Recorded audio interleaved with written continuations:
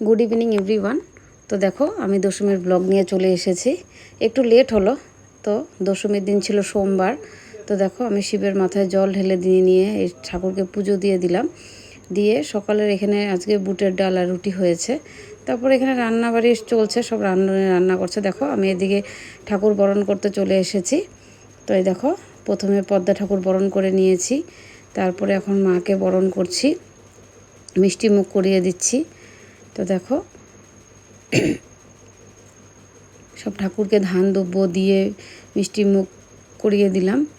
তারপরে এখন ঠাকুরকে ওই পান বাতাসা দিতে হয়, তাই ওখানে পান বাতাসা দিয়ে দিচ্ছি।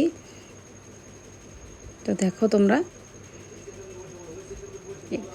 একটু লেট হলো দশমীর ব্লগটা রেডি করতে।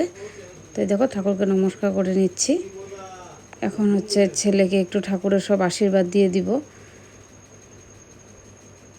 দেখো ভিডিওগুলো তোমাদের কীরকম লাগে আমাকে একটু জানাবে। তোমরা যদি একটু কমেন্ট করো আমার ভালো লাগবে। একটু লং হয়ে গেছে ব্লগটা, তো তোমরা প্লিজ একটু দেখো। তো এই দেখো আমি আমার ছেলেকে এখন একটু ঠাকুরের মায়ের পায়ের একটু আশীর্বাদ দিয়ে দিব।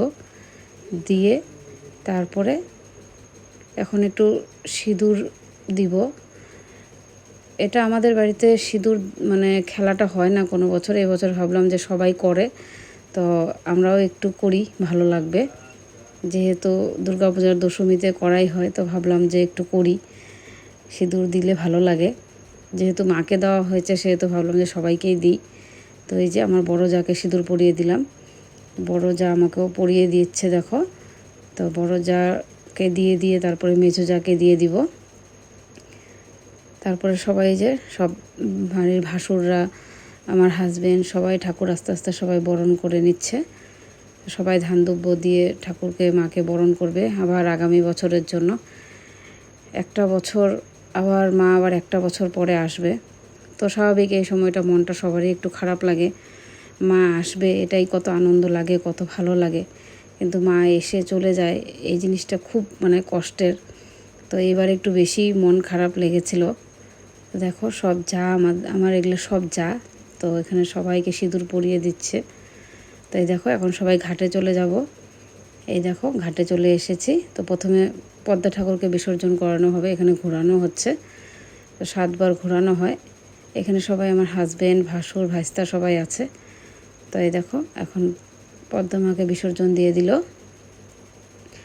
এখন হচ্ছে মাকে ঘোরানো হবে। তো এই দেখো মাকে এখানেও 7 বার ঘুরিয়ে নেবে, ঘুরিয়ে মাকেও এখন বিসর্জন করিয়ে দিবে। তো আবার একটা বছরের পরে আবার মা আসবে, আমরা ওই আশাতেই আছি। তো ব্লগগুলো তোমাদের কীরকম লাগে আমাকে একটু জানাবে, আর ভালো লাগলে লাইক, কমেন্ট, শেয়ার, সাবস্ক্রাইব করে দিবে। তো আমি আবার এরকম ব্লগ নিয়ে আসবো, ততক্ষণের জন্য টাটা।